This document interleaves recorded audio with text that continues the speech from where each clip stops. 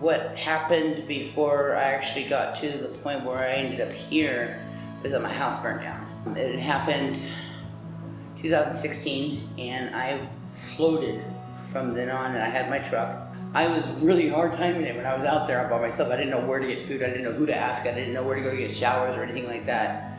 It was really rough for me. And I ended up getting an apartment, and then the campfire happened. It was horrible. My little apartment that I had, I loved it. Went from $550 a month to $1,050 a month in the blink of an eye, and they did no upgrades, no whatsoever.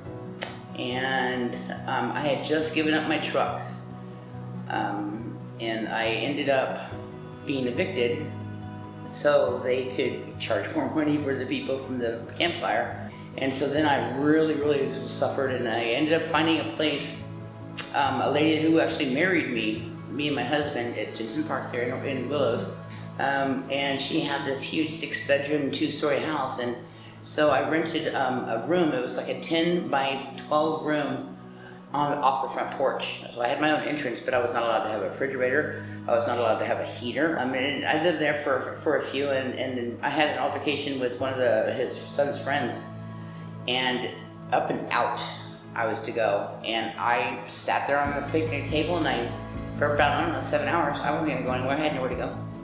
I have no family here. I'm like the top of my totem pole, like my mother, my father, my aunt, my uncle, and all the people that were my family are no longer around, so it's just me. My kids, I do have children, but they're all like over there, over here, and they have their own families. And here I'm the mom. I'm not supposed to go run to them for help. I'm supposed to be there in case they need me. And so I never reached out to them, so I was just here all by myself.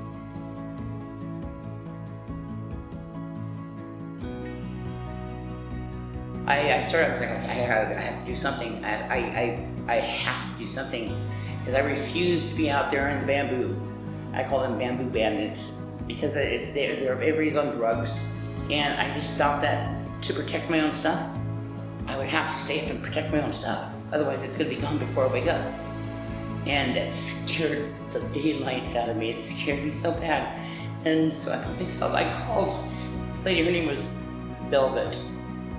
I don't know who she is, but I want to meet her one day and just give her a big huge hug. She put me on the list from like Reading all the way down to Sacramento, on every list possible. And I said, thank you so much. And I just waited and I waited and I waited. And it wasn't too long, but my very first phone call, I don't think that woman understood the thing I said. I was crying so much. It was Habitat for Humanity, and saved my life. It absolutely did.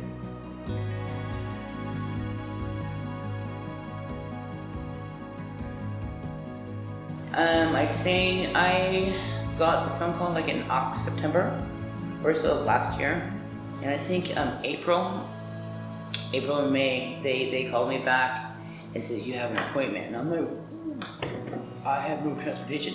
Don't worry about it, we'll pick you up. But you're gonna need this, and this. I'm like, just how that all went on fire. Never a problem. They hit me to Social Security, and I got my Social Security card. I got my award letter. Of course, that was really easy. But they helped me throughout the whole process. And I would not have been able to do it on my own, because I don't have a vehicle. I didn't have a vehicle then, and I don't now.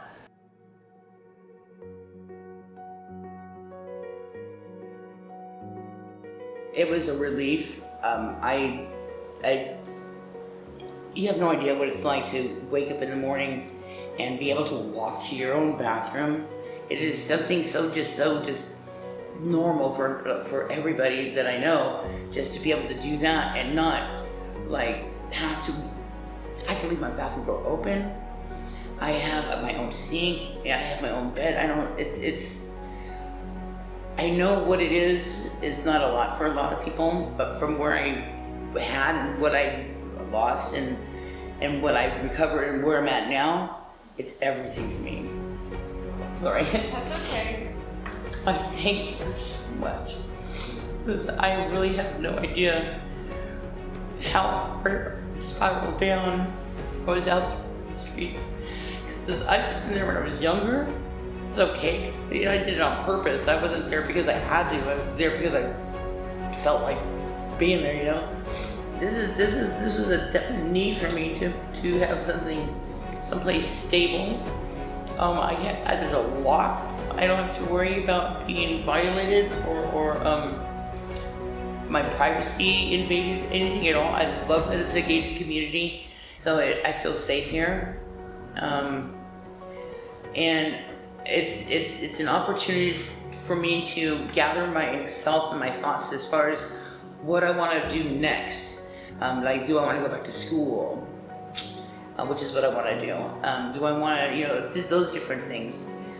When you're out there and you're groveling for, you're looking for a cigarette butt, or you're looking for a wrapper that looks like it has some bulk in it so you can like eat something, or somebody that might have a quarter on them. You have dirt under your nails. You can't present yourself like that to anybody and actually be taken seriously as far as wanting to advance yourself, because you don't even look like you can because you're there. And so it means a lot to a lot of people here that they can further themselves within themselves, whatever their journey may be, and have a safe place to come home and relax and focus on being, just having a better tomorrow.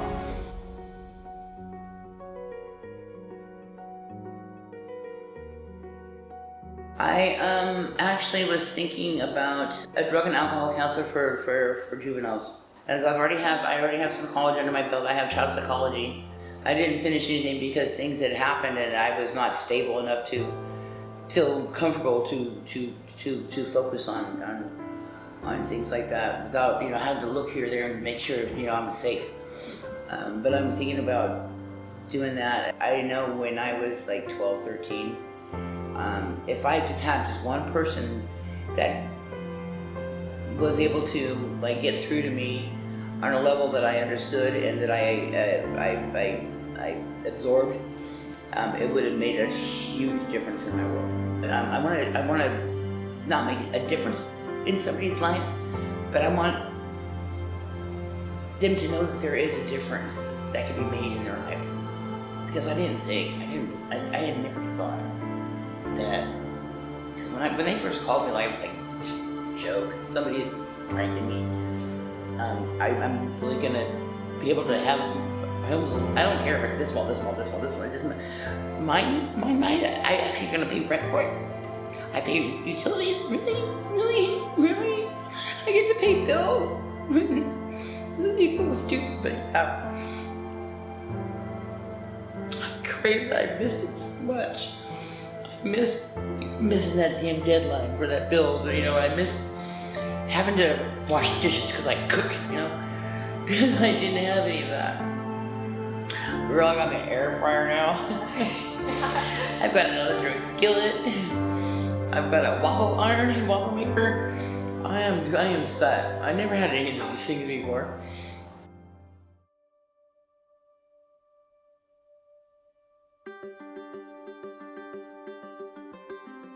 No, actually, I thought I was going to be in the bamboo.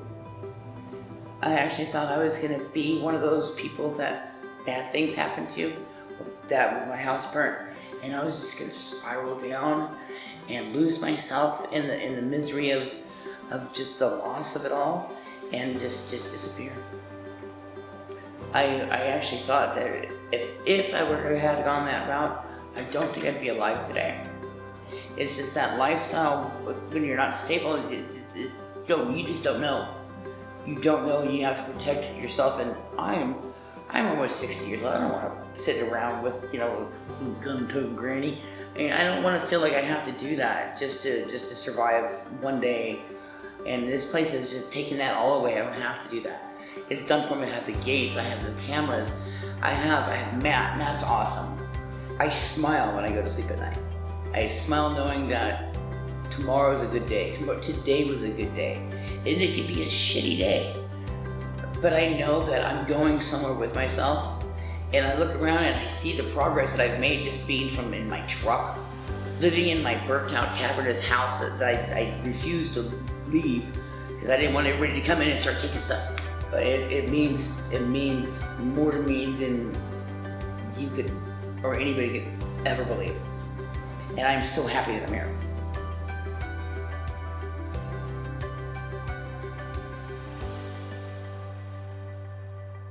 I hope people see this and know that this is not like a, it's not like a last, it was my last resort. I did not know this was even available for me to experience, but there's so many things that you can do within this place. If anybody needs any kind of treatment, guidance, just, on the very whole spectrum of it all, I want people that look at this video to know that it's available. There's no judgment, there's transportation, and they want you to want it, they want to give it to you. And it's really refreshing because you usually sometimes have to fight tooth and nail just to even get into a dentist. And they're like, no, here it is, right here. And they guide you if there's any issues with anything that you have in your own personal life. They're there on all levels to help you, and it's a safe place. And the people here, I did prejudge when I first came. They're human, just like me and you. And they just had a different set of things that happened to them that got them to where they were and to where they're at here now. But we're all of us, we all have each other's backs, we all help each other. If you need an egg, here's an egg. You need these toast, I need these toast too. We're there for each other. When one doesn't have, one will. And we don't mind, and it's like this is my family here. There's some I don't quite care for, but that's in life, period. But the whole thing is, if they were to have to experience a place like this, I think that they would be about as grateful as I am, if not more. I don't know. I'm just personally, this saved my life, and I think that they would be in very good hands if they were to come to a place like this.